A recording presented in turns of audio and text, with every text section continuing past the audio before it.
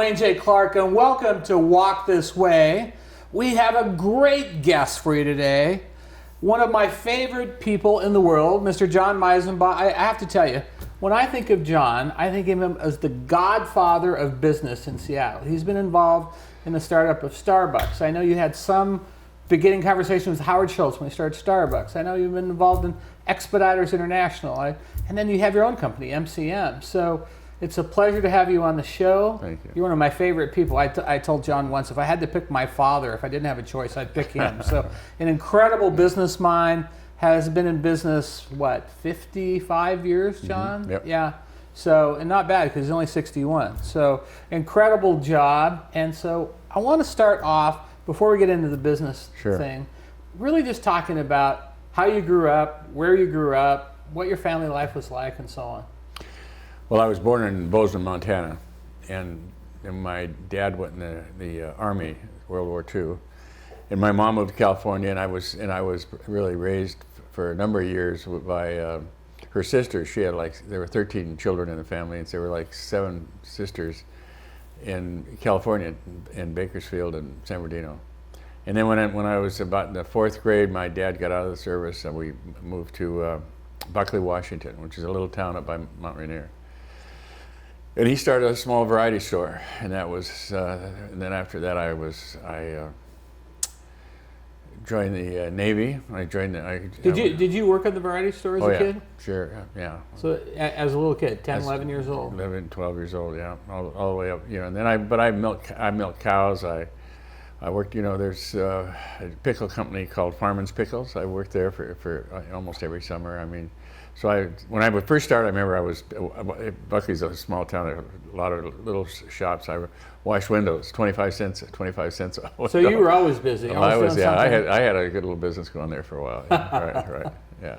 So you had entrepreneurial spirit at an early age. For some reason, I always wanted to work. Yeah. I ran away from home when I think I was 12 or 13 years old. Came to Seattle. I had a trumpet. I was going to hawk my trumpet. We're going to play on the sidewalk. I wanted to go to Colorado for some reason. I don't know where I got that to work. I was going to get a job. Right. Yeah, I just wanted to. Didn't really like school that well. And so you joined the Navy. Mm-hmm. Why'd you join the Navy? Well, 2 reasons. One is I didn't have any financial backing, and I also had not saved any money as a kid, and so that the GI Bill was available. So if you went in the Navy for 2 years, would pay for 4 years of college. Right. And was on a submarine for 2 years. Yeah. How did you like that? I loved it. You like working on a sub? Yeah, my commanding officer recommended the Naval Academy for me, and I came that close to going, but. The officers on the sub talked me out of it, saying that you'd be another 8 years you'd have to put in order to do it. 4 years in the academy and then 4 years active service, and so plus the 2 I'd been in, so that would have been 12 years. So, don't do it. And what years was this? 1954 to 64. Wow. Yeah. And then you got out of the service, and what did you do? Well, I was going to go to law school, and all the teachers told me you should be a lawyer because I was always arguing with them. And so I applied to Seattle University, only school I applied to, and I wasn't a great student in high school. I was one of the guys, right. So I was playing sports and driving cars and just we had a lot of fun in the school as a young guy, and so we. I wanted to work, but at the same time, I knew I had to get an education. My mom was really very, very positive about me getting an education, going to college. So Seattle U was Johnny O'Brien and Eddie O'Brien were the 2 basketball stars, and that was a big thing then. Very famous basketball stars. Yeah, and so I just applied to Seattle U. Only school I applied. I didn't have a lot of support. I mean, right. I'm not complaining. I just didn't. Just at those times you didn't have all these institutions you have today. Right. So I got into Seattle U, and then after that I applied to the University of Washington for law school. And what did you get your undergraduate degree in? In philosophy and political science. Okay. Yeah, and it was really, CLU was it was a great school. It's much better today, but it was a great school. So I applied to the University of Washington Law School, and I had to go to work because I got married, and my wife was expecting soon, and so I thought, well, I'm probably not going to be able to do it, and so but I did take the test and was accepted, and I was and never started. Yeah. Never started? No. I always look back. I wish I would have. Yeah. And what did you go to work doing? Well, I had been having all these jobs. I had usually 2 or 3 jobs when I was in college, all the time. I was pumping gas. I was, working in restaurants. I was working for this electronics store that we did dictation machines. So Yeah. I was out selling, and I became pretty good at that. And so I was out doing that, and they offered me a job full time, being a sales manager for them. And I was just 20. I think I was about 21, 22 years old. Mm-hmm. And so I was going to take that because I could be, it was like $800 a month. That sounds like at that time was a lot of money. That was good money. And so one of the guys that was working with me in this store selling dictation equipment, he went in the insurance business, and he said, you should talk about this. I don't want to do this. Well, just talk to him. So I went down and I talked to these people in the insurance business, and it was intriguing, but it was $400 a month for 6 months, and that was it. And after you either did it or you didn't do it. So I was managing 5 apartment houses at the time, and I went to the man that owned all 5 of them, and I said, because he's sort of a mentor, and I asked him, I said, if you were me, here's my choice. I said, I probably shouldn't even be asking you. It seems pretty obvious. Here I get $800 a month, a 2% override, and I'll be a sales manager. I've got a title. Or I can go over here in the insurance business of somebody Work I for know. a commission? Yeah, working for a commission, something I know nothing about. Right. So he said to me, he says, well, in the insurance business, aren't you kind of in business for yourself? Yeah, I said, I think you could say that. Well, he said, let me tell you something. If somebody's willing to pay $800 a month, you got to be worth a lot more than that. So think about that. You want Great to be advice. You want to be in your own. So I took the $400 a month, and it was tough. It was very tough. And so what great advice that was. If somebody was willing to pay you $800 a month, you got to be worth a lot more. He's quite a guy. I met this man. His name was Orville Cohen, and I was applied for a tenancy in this one of his apartments.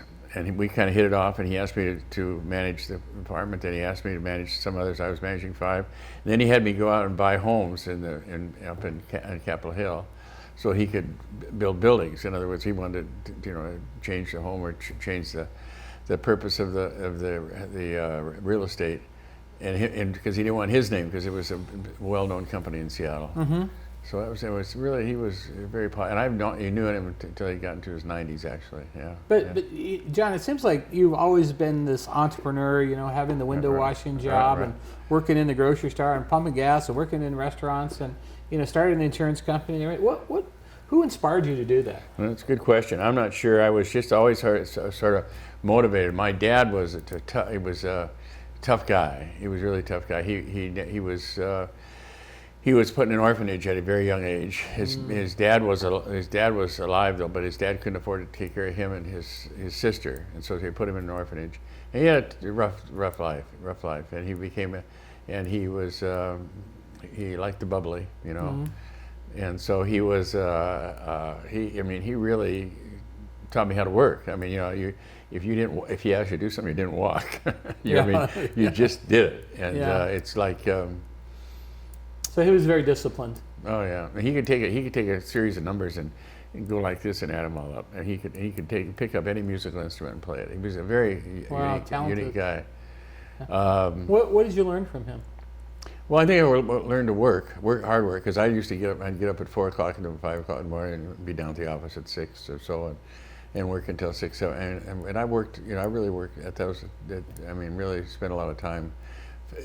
My sense was that I'm sure there are people out there that are smarter than I am, but no one's going to work any harder. Yeah, that's how I felt. I'm sure you can identify with that. Well, I have a story about you that I don't know that I've ever told you as long as I've known you, but they said my favorite John Meisenbach story. This is a person that worked for you. Said I went into the office on a Saturday morning one time at 7 o'clock in my sweats to grab something, and here's John sitting at his desk at a suit and tie at 7 a.m. on a Saturday morning.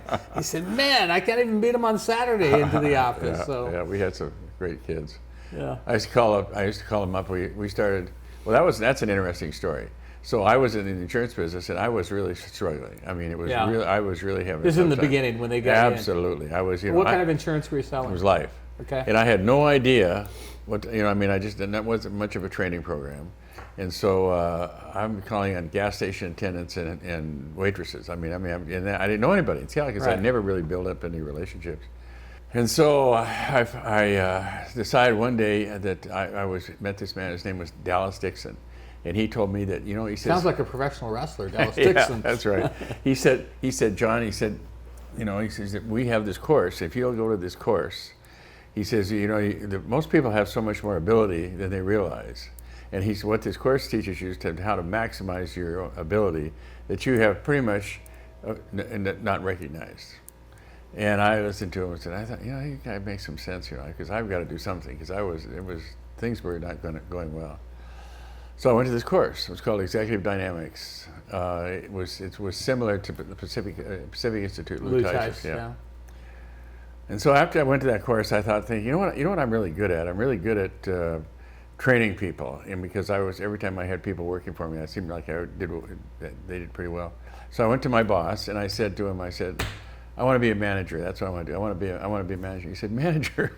He says, give me a break. You're not selling anything. You're. So promote me. Yeah. So I found this kid. He was delivering flowers for a little company down on 3rd and Pike, and he's going to the University of Puget Sound. And I asked him. I said, how would you like to carry a briefcase instead of those flowers? He said, would they pay me? And I said, yeah, absolutely. This kid was majoring in drama and psychology, and he looked like Robert Redford. I mean, he's a good-looking kid and very, very respectful. And I taught him the sales talk. Well, he had that sales talk down so well. I mean, it was theater. So I go into my boss's office. I said, I want to introduce you to somebody. His name was Bill Scarborough. I brought him in, introduced him, and he immediately went into the sales presentation took about 25 minutes. So he gets done, and I asked him if he'd wait outside. And I said to Dwight, his name was, the manager of the company, insurance company. I said, that's my first recruit. If you don't hire me, if you don't say yes, I know there's another insurance company down on the 5th floor in the Washington building, which I'm still into today. And he looked at me and he says, all right, I'll give you one shot, and this is it. That kid became the Rookie of the Year of the United States. Wow. Yeah. Wow. What did you see in him? Well, he was, that's a good question. He was articulate, he was respectful, he was very handsome. People you were just attracted to him. So he was dynamic then. He just had some, he had an aura about him. It was charisma. And charisma, and he wanted to do well. He drove me crazy because he started doing well and he started buying things, using credit and other stuff. And I'm, Bill, you can't, anyhow. But that's how old were you? Wait, you're in your 20s. I was 20s. I was like 22 then. 22. I mean, what a ballsy move to go out and recruit somebody. Say, well, I haven't sold anything myself, but I'm going to go hire a salesman to show I can be a better manager than a salesman. Right. But so, I mean, you did a self-assessment and said, I think I could train people better than I could sell, right? Yeah, right. Exactly. I mean, that takes a lot of self-awareness. Yeah. Well, it turned out well. It turns out well because we built a big group of great sales kids. I used to call them up every morning at 6 or 6:30 to get them out of bed, because we'd have a 7. You'd call them at home. Oh, I'd call them, every one of them, yeah. And we'd have a 7 o'clock meeting at the office. Yeah. Wow. Well, that doesn't happen. Times have changed now, John. They have. You'd call them and say, "Get out. We're going to have a 7 o'clock meeting." Oh, they knew we had the 7 o'clock, but somebody needed to wake them up because they would, they'd sleep. And how big did your team grow? We grew.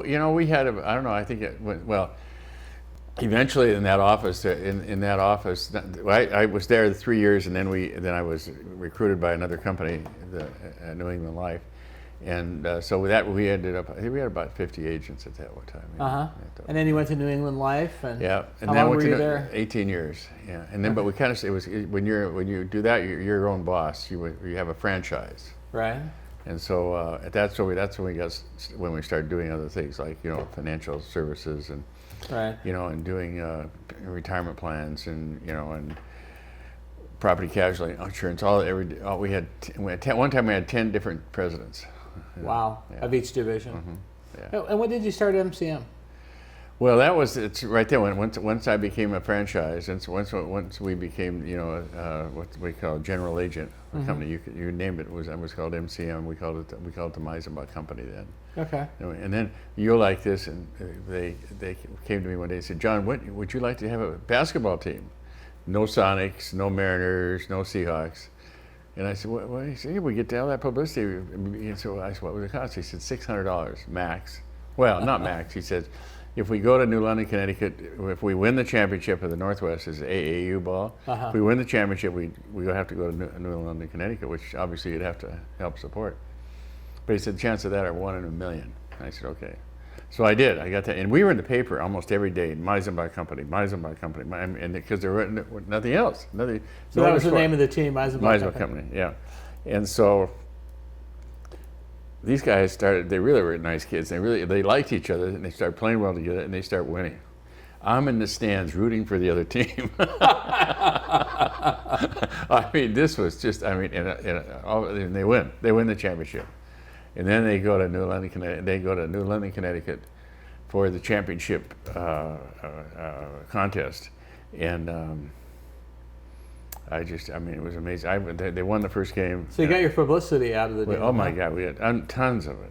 Yeah. And I was going. If they won the second game, I was going to somehow fly over there to see them. But they didn't win the second game. But I still see these kids, in Seattle. Yeah. So, one of the things I've always admired about you is that there's not a company in town that's worth $1 billion or $10 billion or $20 billion that doesn't know John Meisenbach. Well, thank you. How did you get to know all these giants? I'm sure there weren't giants when. Let's start with Costco. How did you get to know Jeff Brockman and Jim Senegal? Well, when I was in insurance business, I got involved in a lot of buying and selling stocks, and also and our business was doing pretty well, and so I was paying some heavy taxes. And someone said to me one day, there's this lawyer that you should meet. They can help you. Need some planning, etc. And so they introduced me to this man who was a lawyer. His name was Jeff Brockman. Jeff Brockman, yeah, co-founder of Costco. And that's how I met him, and then we became good friends. And then this was before Costco was Costco. Oh yeah. One day, we became good friends, and he was in his father's business for a while, and then he was in the oil business, and that didn't go real well. And so then after that, he decided to that he'd start something like Costco. Yeah, and what was that? 81. 1982. 82? Yeah. He, I met Jim. He was recruiting. He was really looking to recruit someone to be the CEO of the company, and I was down in California, and Jim was down there, and I met him, and as you know, it turned out to be an amazing organization. Those two guys. And you're still on the board, right? I am, but I am to the end of this year. Yeah. So you've been on the board, what, 38 years? 35, yeah. 35 years. Right. So tell us about that. How has that, how many employees do they have? 70, 80,000? Yeah, they've got a lot of employees, 200 and some, yeah. And how big is the company now? What is it? 70, 80 billion or something? Yeah. Like that? Yeah. They've 150. Yeah, they're over 100 million, 100 billion. I mean, yeah. They really, that's the company. Their motto is they want to do the right thing. They want to make sure they do the right thing. Their objective is to keep reducing prices. Yeah. That's our goal. We want to buy quality merchandise and we keep reducing those prices. So there's a great value for the customer. Jim got a call from a couple of tire companies. They both wanted the business, and Jim finally said, it's early stages, and Jim finally says, okay, if you give me $5 million and you can I'll give you the business. And one of them, I think it was Goodyear, it doesn't matter, but they gave him $5 million. What does he do with it? Reduce the price of tires. Yeah. So it didn't go to the bottom line. Went to reduce prices. So he reduced the pricing of the tires itself. I mean, he had a shirt that sells for retail in Seattle for $99.99, and he started selling it for $79.99. Then he got down to $49.99. Then he got down to $20. Today it's $19.99. It's a shirt just like you can't believe the quality of that shirt. Yeah. But they're selling millions of shirts. Yeah. So it's all based on volume. Everything's based on volume. Quality, and his number one objective is to take care of those employees. Mm-hmm. That's number one. Number two is to make sure that the customer. Mm-hmm. It's a good, and number three is the financial side. Yeah, I mean, one of my heroes and business heroes is Jim Sinegal. Yeah, me too. And Jeff when he was alive, just incredible people. Yeah, and when I started Aegis, I mean, that was one of the first companies I went to ask for advice and say, tell me about your culture. Because the culture of the company is incredible. Unbelievable. The turnover is minimalized. Almost none. In fact, we started structuring our payroll system because I remember going in and talking to them, and they said, well, one of the things we do is we give a twice a year bonus. Mm-hmm. And I said, well, tell me about that. And they said, well, what happens, we studied human behavior, and a person will get their bonus, and then they'll go to leave or go get another job for another $1 an hour, and they'll go, well, in 4 months, I get another bonus. Maybe I stay. And they get that bonus, and they're like, well, 3 or 4 months, I get another, Yeah. So these twice a year bonus things, instead of doing annual bonus like most companies did, Smart. help lower the turnover down. It's Absolutely. Brilliant. So. Absolutely. Yeah, Jim's, he said, one time he told me, he said, we're always going to do the right thing. It's obvious to everyone to understand you can do everything. You can be done correctly. There's a right way to do everything. Right. And in other words, and it really is true if you think about it. Right. And that's a big motto. He's just both of them. Jeff and Jim, and they've just been incredible. Mentors for me, and listening and how they've grown it. I mean, it really helped me in our business because we did a lot of things. One of the things I did was kind of unusual. Is I had all the people who worked for me. I gave each one of them $1,000 over and above their salary for their kids, the ones that had kids. Yeah. And if they had three, each child got a check for $330. If they had two, they each had $500. If they had one, they got $1,000, and it was made out to the child. Wow! Taxable to them, but made out to the child. And people, and we've been in business for 50 years. I mean, you can imagine the amount of. Talk about loyalty.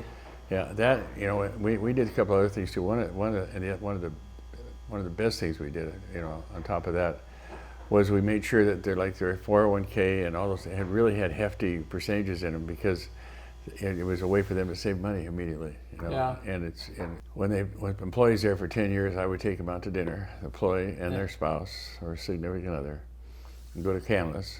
Yeah. And one of the top restaurants in Seattle. And give them $10,000. That's incredible. And they loved it. I mean, just it's life changing. Yeah, really. They just exactly. We about 4 years ago, I was having lunch with a line staff, and I said, "Where are you going?" She goes, "I'm going to go buy a Lotto ticket." I go, "Why do you want to do? Why do you want to waste your money on a Lotto ticket? Because I'm not a gambler." And she goes, they're giving away $20 million, and somebody's going to win it.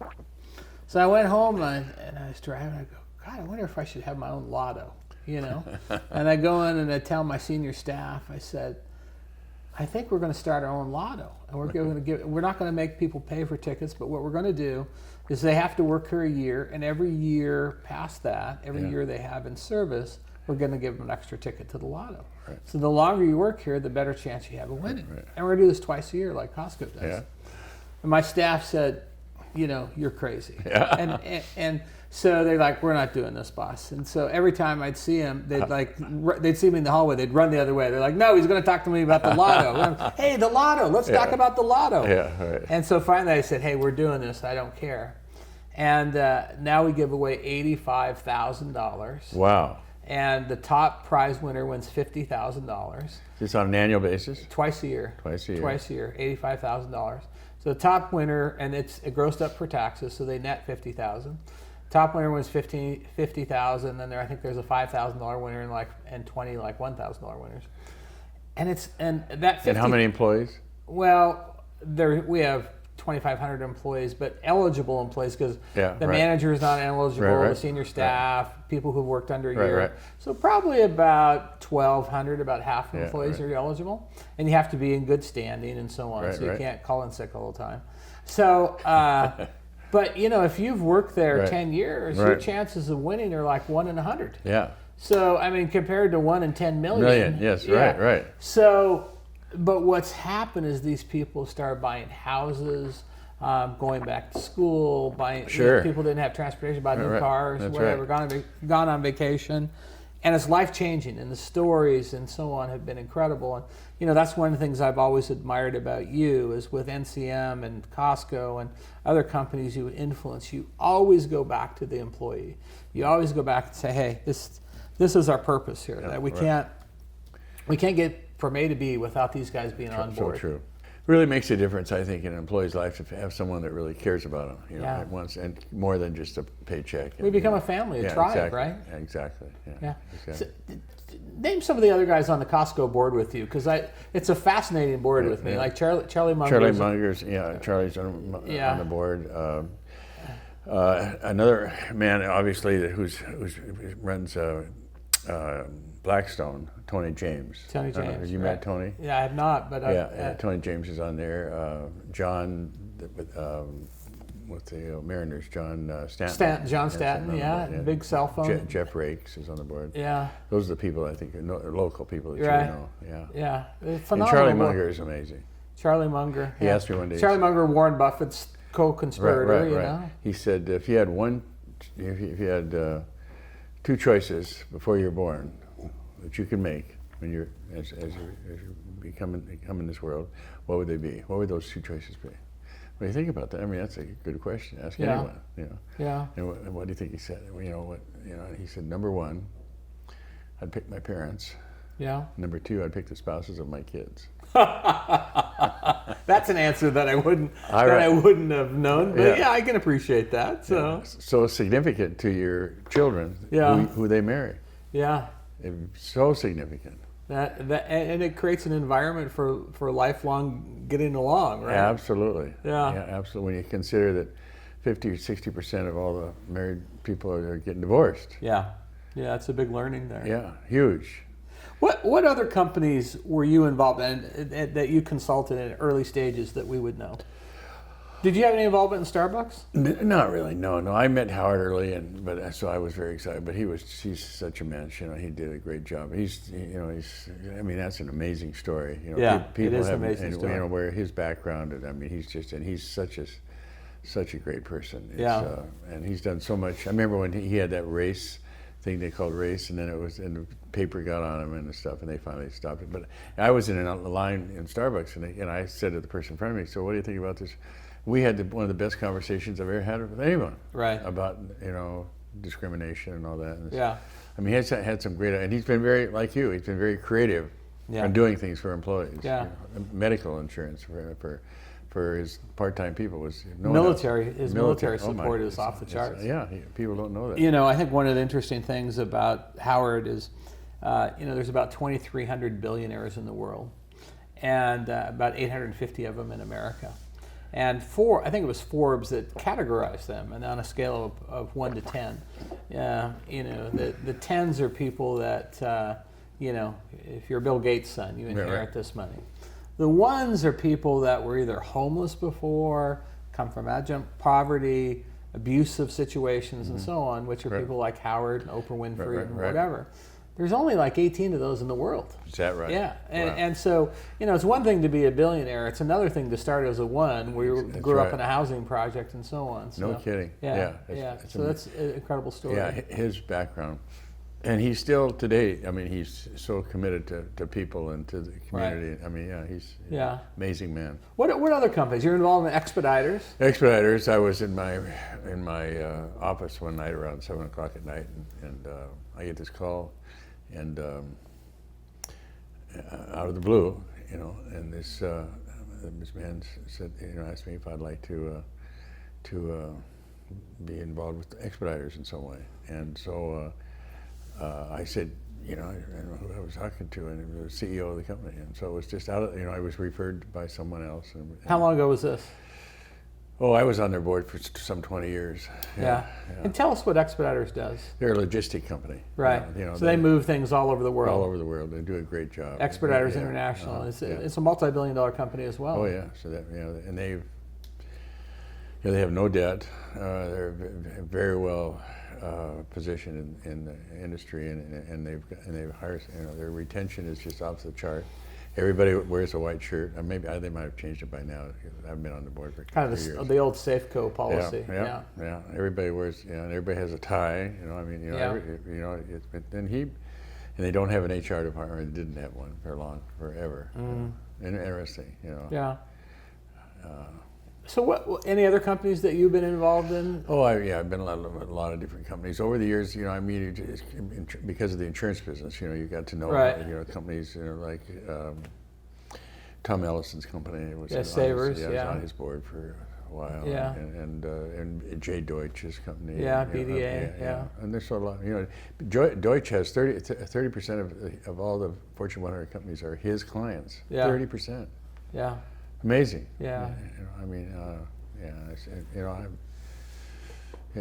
Well, I think one of the things again that I've always been amazed at with you and impressed with is, if anybody wants to start a $1 billion company, the first person they talk to is John Meisenbach. Why do you think that is? Well, I'm not sure that's true. I will vouch for that. But I mean, I've get some people talking. I think I've had some good, experience with successful companies and know a lot of people that are legitimate people that really work hard, and advisors, et cetera. And so you get a pretty good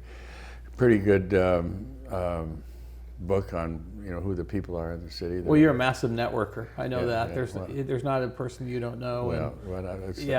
You are incredible. I've never networker. thought that, but I really have gotten to know a lot of great people in the city. There's no doubt about it. Well, the other thing, John, that I've always been impressed with is you are one of the most philanthropic men that I've ever met in my life. And you've actually, on more cases than one, inspired me to give till it's painful. Where did that come from? Where did that giving spirit come from? Probably my mom. She really was a very giving person. Yeah. What I did is, one of the things I wanted to do was do something for her. And so the high school I went to was White River High School. So I set up a plan for the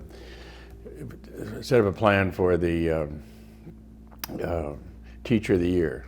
And so they have a big, and they all the kids vote on it, and the teachers vote on it, and there was 50 kids in my class when I graduated. Wow. Now they have over 1,000 some kids at that school.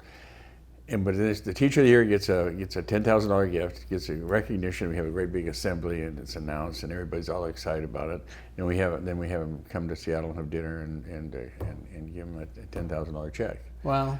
And we've been doing that for I think now 20 years. Jenny and I, and that's been amazingly meaningful to these teachers. And as you know, a $10,000 check to someone goes a long way with no tax because it's a gift. Yeah. I mean, it makes a big difference to somebody. Yeah. Big difference. It's incredible. But you've done so many things. I mean, you funded a school, right? What was the school that you funded? Zion Prep. Zion Prep for years and years and years. Well, we had a lot of other people, and we had some great people. We had a board that you just couldn't believe. Yeah. Yeah. We had some of the top people in the city were on that board. Weyerhaeuser and Starbucks and Costco and it was at the time was Seafirst Bank and Dream Team. Oh, it was unbelievable. Yeah. We had they did some great things, and I still see the man that ran it. He's very, very wonderful man. You could love this story. So I was referred to him, and so we sit down and he's telling me that he's taking money out of the pop machine to pay for books. And I'm telling him, he said, what you need a foundation, somebody that can help you raise some money because you're just, it's not going to work, And he said, what do you mean a foundation? I explained what a foundation, how they would raise money. He said, John, we don't want a bunch of white guys running this place. And I love that, and he said that. Because Zion Prep had mostly a lot of kids of color. And 95%. Right. And so eventually he came back to me and he said, we need to do something. And so that's when we got all these people together. And, they were people. I still have those relationships with all those people. They're just. But he was quite a character. One time we were we were at Mike Goldfarb's house. We had a little seminar going, fundraiser going, and he brought a TV to show the picture of what he was discussing, and we got done with it. So this is pretty close to Gates' home, and so we're packing up, and I said to him, why could you, we're getting done. Would you help me carry this TV out? He asked me. That was great. He asked me, could you? And I said, Doug Wheeler, his name. I said, you can carry me and the TV out. What are you talking about? He's African American. He said, John, Medina, a black guy carrying a TV down the street. You tell me. How smart is that? But he's just a wonderful guy. You've done some great things for minorities and kids that need help, and just incredible. I mean, you're one of the biggest philanthropy examples in this community. So. Well, thank you. Yeah, it's really fun and I think my mom was just a real giver. And I think, and as you know, I think you enjoy helping someone a lot more than probably anything else you do. Yeah. Well, we've had great lunches talking about that. Right. So, one of the things I want to ask you is, you have almost 6 decades of wisdom now in terms of running a company and hiring people and looking at scaling companies and so on. What for our listeners out there, what kind of basic advice if they're starting a company and say, hey, I'm starting, I've got some money, I want to start this company and I want to scale it. What would you tell them? What kind of advice? Because again, I call you the godfather of Seattle business. Mm-hmm. So what would you tell them? What are the things that they have to know? I think one thing you can, when people want to start something, there's somebody else has done something similar to what you're doing. Right. And I think you go to those. I think you really, and most people will talk to you. Most business people, if they're pretty friendly and pretty, they'll almost tell you, give you their secrets if you ask, if you're respectful. Because the key is an execution, not the right. idea. Yeah, exactly. I mean, you can. A lot of times when you're doing a business plan, you ask yourself, you really want to have this out? Listen. It's one thing to read it; it's another thing to do it. Right. But I think one is I would ask myself, has anybody else done something comparable to this? And if they had, I'd like to know what's working and what's not working. Because frequently there's someone out there that's doing something very similar, or you shouldn't even go into it. So I think number one is I would really understand. Is this something that really has wheels? Does it have legs? Is it something that can be done? And secondly, I would ask myself, who are the people in the city or that I know or that I should know that could give me some advice? Right. And I think the other thing is you figure out really what is it you really want to accomplish? Are you trying to get rich? Are you trying to provide some value? I mean, what's your whole purpose in doing this? Is this the right thing for you to do, for instance? And do you have you ask yourself, do I have the ability to harness this idea to see it through? Am I willing to spend the time, the money, the effort to really do it? You ask yourself. Because it takes perseverance to be successful. It does, yeah. And a lot of people just don't have it. And so I think you ask all those things, but I think you can't get enough good advice. Doesn't mean you have to take it. Mm-hmm. But I think, like for you, when you started your business, what was the first thing you thought of?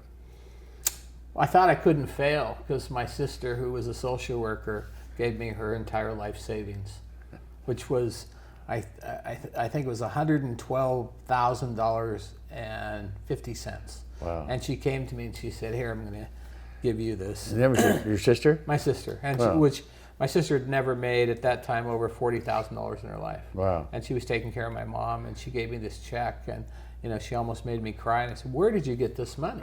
And she said, "Well, I mortgaged my house. I emptied my retirement account, and I emptied my savings." And I looked at this check, and I go, "Oh my God, I cannot fail." There's just no way. How much had you raised before then?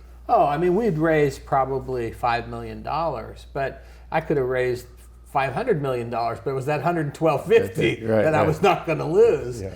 Because that was everything for my family, Isn't that and great? so that was rocket fuel for me to move forward. And you know, I always tell her that. I said that was probably one of the greatest motivators that I've ever had. Right, you know? right. Yeah, yeah. Well, to answer your question too, I think, you know, in starting a business, I just don't think you can do enough research. You can't ask enough questions. You know, somebody's got this business in New York. You go there, you find out, sit down, and talk to them. We're involved with special need kids. You know, Right. and so there are people that are really working at that all over the country, and you know, so there's somebody else is doing this. You can find out, you know, Yeah. how can you learn from So them? do your market research, find out what's not being yeah, done, make yeah. the better widget. Yeah, exactly. Yeah. Exactly. There's so many great ideas out there. I mean, 'cause somebody came. I mean, I remember when the internet came online, and people were telling me, you know, you got to see this, and I'm saying, you know, what are they talking about? Yeah, You know, what is this What is? internet? Yeah, what is it? Yeah.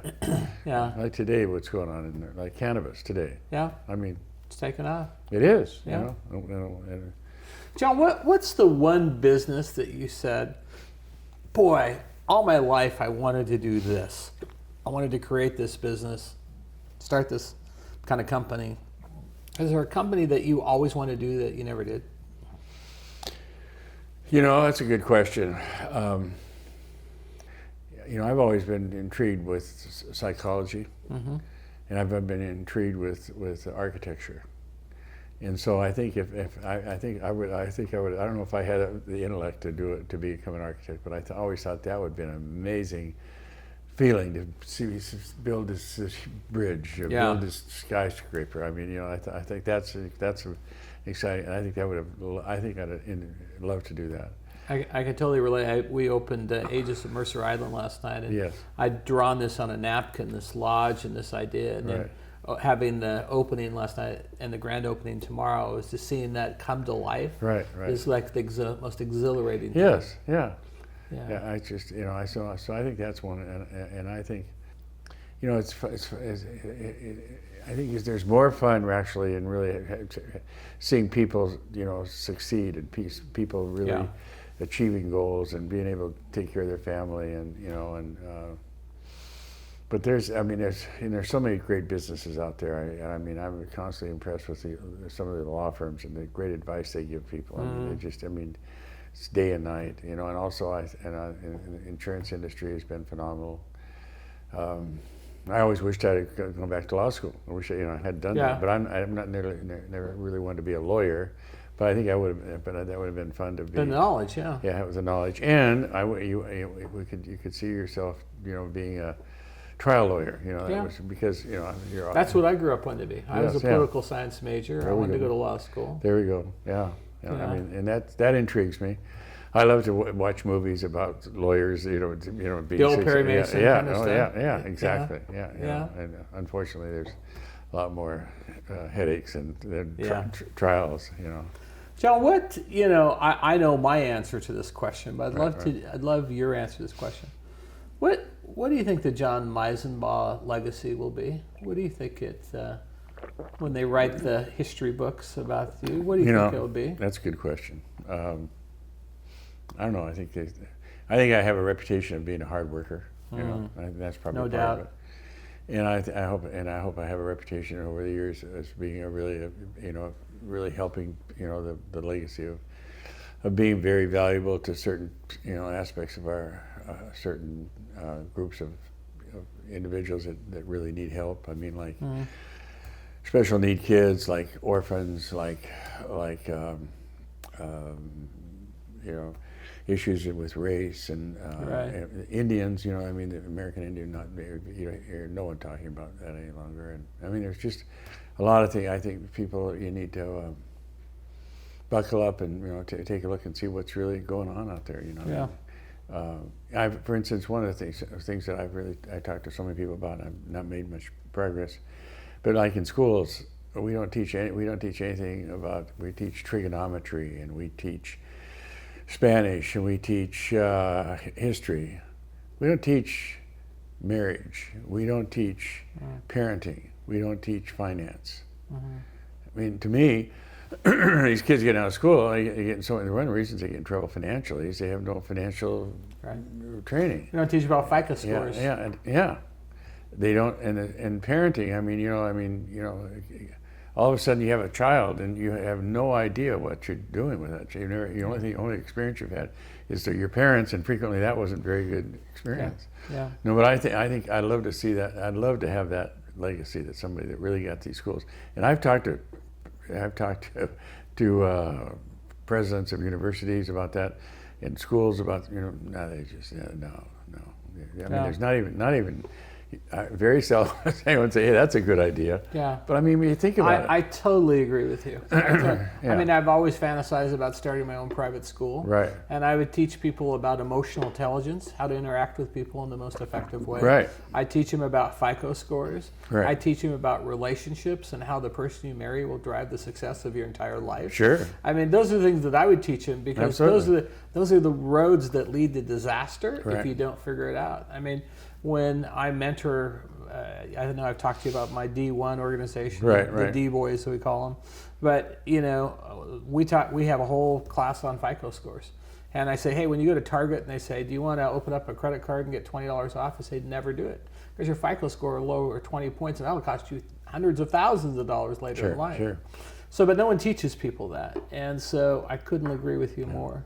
One of the things that to be interesting to your viewers is that after my wife died a little over 4 years ago, and somebody asked me one day, said, John, if you had to do it all over again, you're married, you had a great marriage with Ginny, what would you do differently?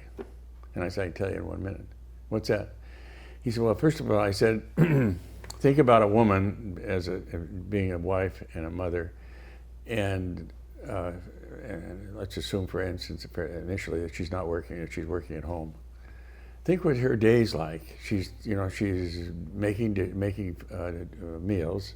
She's cleaning up the baby's mess. She's cleaning house. She's buying groceries. She's doing all menial issues, so many menial things. And what kind of acceptance or what kind of reward does she receive? Hardly none. Yeah. You know what's important to her? Here's her husband coming home at night, and the husband comes home at night. Is he all excited to see her? No, he's tired. He's working. He's been battling life and work and blah. So when we sit down, we want to watch the game. We want to read the paper. We want to read a book. We want to just relax. You know what I'd do? I'd go for a walk. I would take if I had to do it all over again, I would take every night of the week, rain or shine, go for a 10, 15, half an hour, whatever, walk. Now, I've told that to some people. And they have come back to me and said, John, it's the best thing you've ever done for me, because that's really been valuable. Yeah. And it's amazing, because it's one-on-one. It's like great advice. It's like a parent with their kids. They've got 3, 4 kids, and they take them out as a group. No, take one out at a time. That really is meaningful. Yeah. To that kid. And same thing is true with a spouse. Yeah.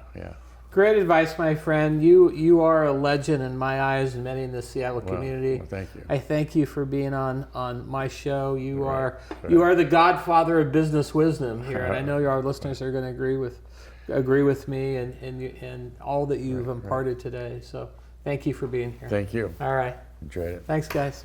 We're out. Hi, guys. It's Dwayne J. Clark from Walk This Way, your favorite business podcast. I am so excited that you just listened to the John Meisenbach of MCM interview. John is one of my favorite people on this planet. I call him the godfather of Seattle business. He's been involved in so many startups in this town. Expeditors International, Starbucks. He's still on the board of Costco from the very, very beginnings. He's been on the board of Costco. So one of the things I took out of this interview is how John talks about self-worth. He was a guy that joined the Navy, was a submariner, but has this great, great passion for work. John is in his 80s now. He still goes in the office. In fact, my favorite story about John is people come into the office on Sunday, and here's John sitting at his desk in a full suit and tie. This incredible work ethic. Now, how do you think John got to be involved in all those major companies? Well, I'll tell you, it's his ethics, it's his brand, it's his passion, it's his desire. It's the relationships he's formed. You know, if you're a young entrepreneur and you say, Dwayne, no one's going to ask me to be on the board of a public company. I'm not there yet. I don't have those life experiences or whatever. What do I do? What kind of advice do you have for me? Here's a tip. Go out and get involved in a notable cause. Something that's, getting a lot of notoriety in your community. And be a passionate volunteer about that. Guess what's going to happen? People are going to notice your energy, your involvement, your time, your compassion for people. People are going to notice that. And hopefully the right people are going to notice that, and they're going to ask you to be on the next board. Or they're going to ask you to be involved in the next charity. And you're going to get more and more and more and more well known in the community.